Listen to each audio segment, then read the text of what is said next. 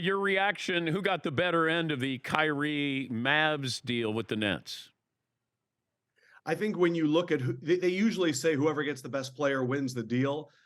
As someone that was watching the Ben Simmons deal to James Harden, I remember being flabbergasted watching the media talk about how the Nets got Ben Simmons and how he's not a team cancer like James Harden was.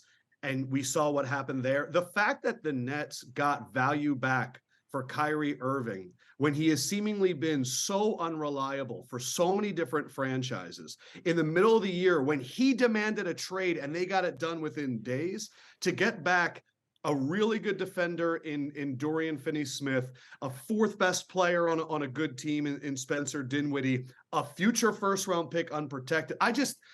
There are some guys where I go, who's going to take a flyer on this guy? Like, who's really going to give up assets? And they found a team. So I think Kyrie and Luka is going to be a fun to watch. You know, I remember coming on your show when the Nets beat the Celtics and they were putting up 140 points a game in that playoff series. And you and I talked about how, is this the greatest offense we've ever seen? It's going to be fun to watch. I don't think it's sustainable. I wouldn't bet on it. And so with all that being said, it all comes down to whether they keep Kevin Durant. Well, you know, you're starting to hear, does KD want out now? And is Boston back in the picture that, you know, maybe you bring in Jaylen Brown and you start to rebuild this franchise? And Joe Tsai, the owner of the Nets, says, let me just be done with it. The experiment didn't work. Yeah, that's fine. But do you really think that the 38-16 first place Boston Celtics are like, you know what we need to do? Blow it up. Well, you're not blowing it up, but if you can get Kevin Durant and you can have him with Jason Tatum, you can try to, you know, you're going to trade. Jaylen Brown's not going to be with them. Like, he's not going to sign his extension. It feels like he's going to want get out to be his own team, have his own team. You think so? Yeah, I get that. Is that like a rumor? No, I don't know.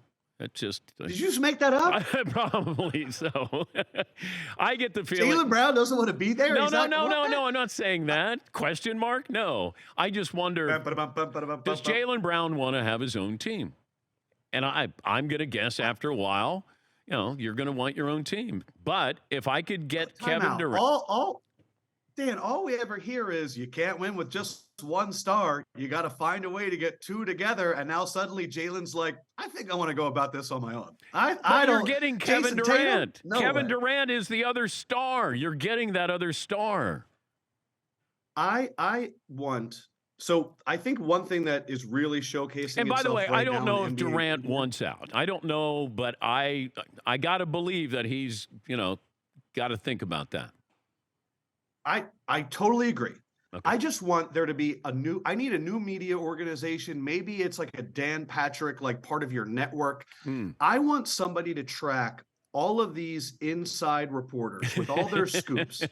And I want to start figuring out who is getting info from who. Yeah. Because what happens is we're the ones that get played. The hosts. Yes. Because we're up there and we're going a lot of rumors right now about Jaylen Brown maybe going to the Nets.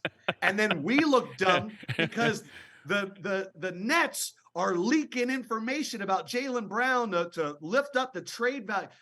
I'm seeing Russell Westbrook to Utah. I need someone to figure out who knows who. Because we're all getting played right now. And I can't take it anymore. I agree.